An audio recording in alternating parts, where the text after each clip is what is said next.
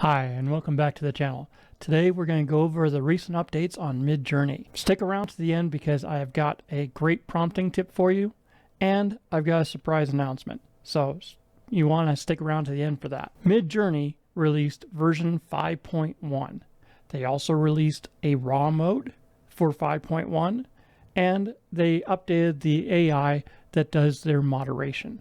And we'll get into that a little bit later. Let's start off first by putting in a prompt for Midjourney here. And this is going to be version 5.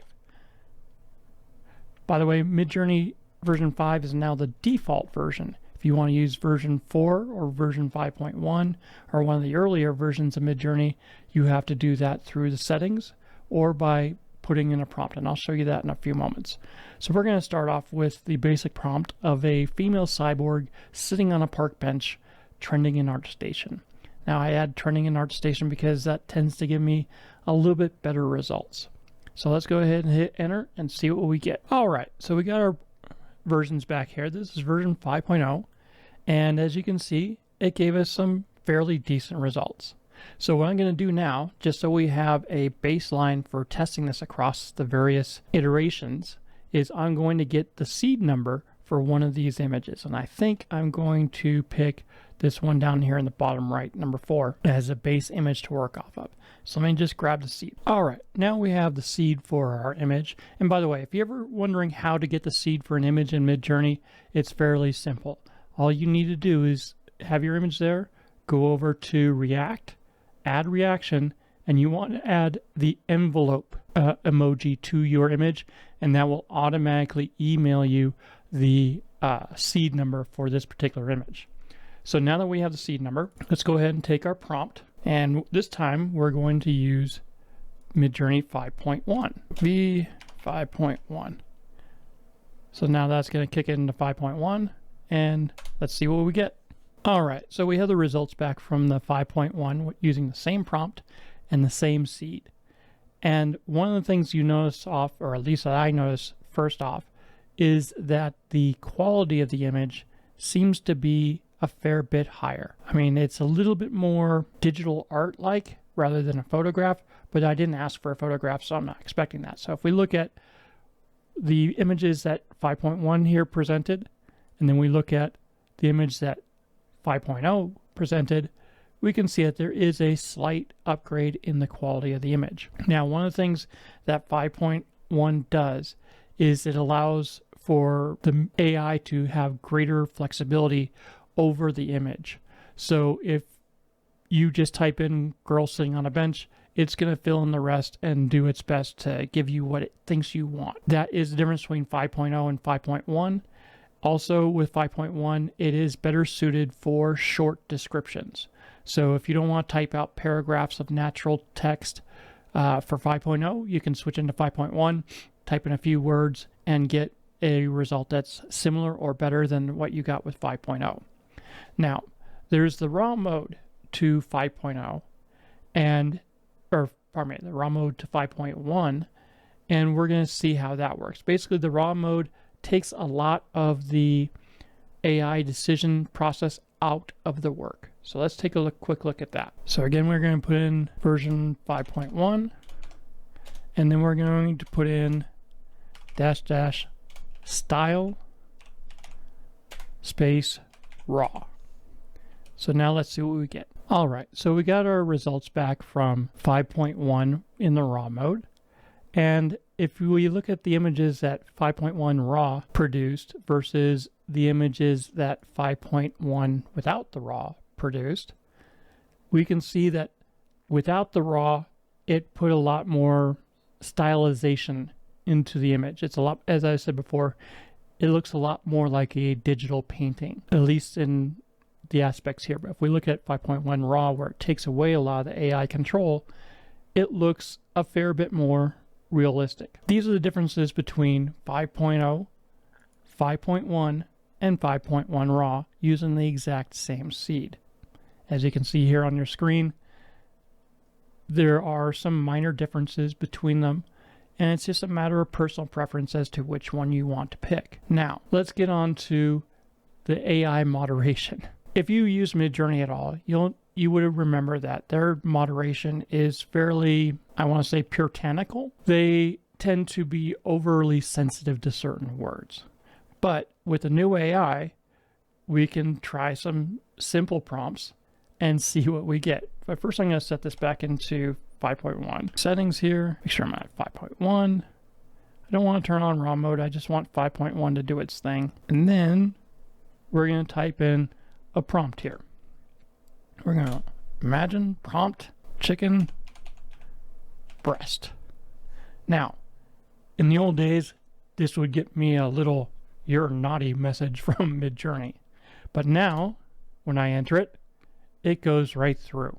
And as you can see, it does some really, really good images of chicken breasts. Just looking at these kind of makes me hungry. It's getting to be lunchtime for me. In any case, this is what happens when you type in chicken breast. Now, the AI makes its moderation a lot more contextual.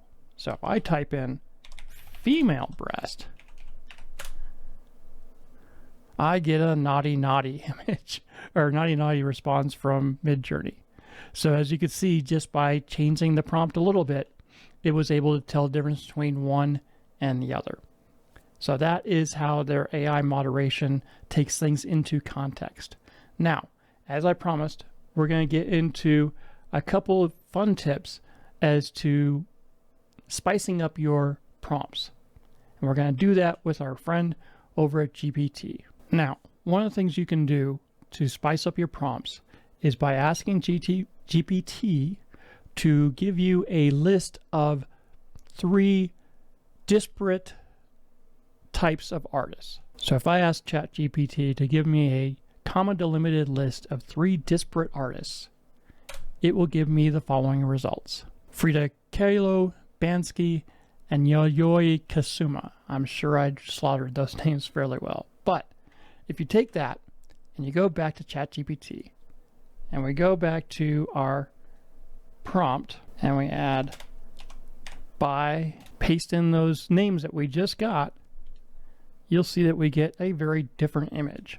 All right, and as you can see here, the art that we got back is vastly different from the art that we had before, just by adding a few different artist names. And by having them disparate, it really gives you a much more artistic look to the image.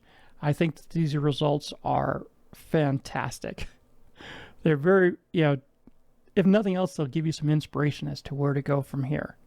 And then there's one other thing you can do, which is right along the same process. You can go over and you can ask it to give you 3 disparate art styles.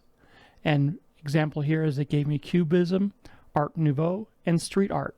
Now, if I add those to the prompt, these are the types of results that we get.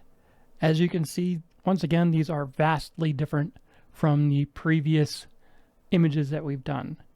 You can see a little bit of Cubism in here. You can see a little bit of the street art on the lower right-hand cyberware, I guess you would call it.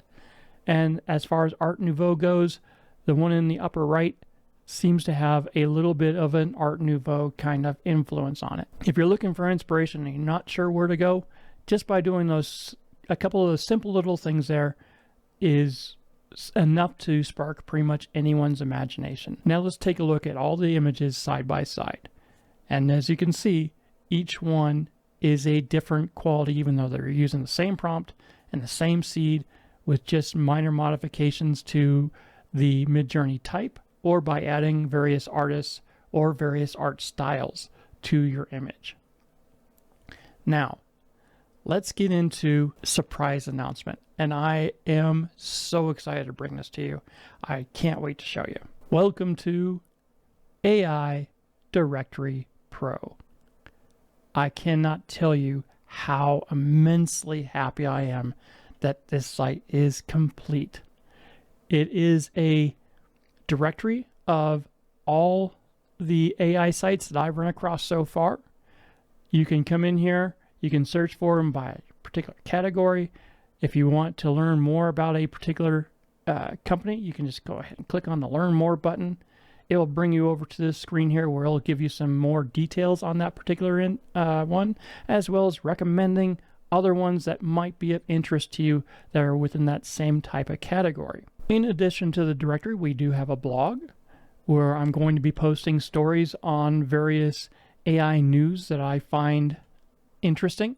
Hopefully you guys will as well. And then if you like what you see, you're more than welcome to come down here and subscribe to the newsletter. That's going to be something that I'm going to be starting to pump out soon.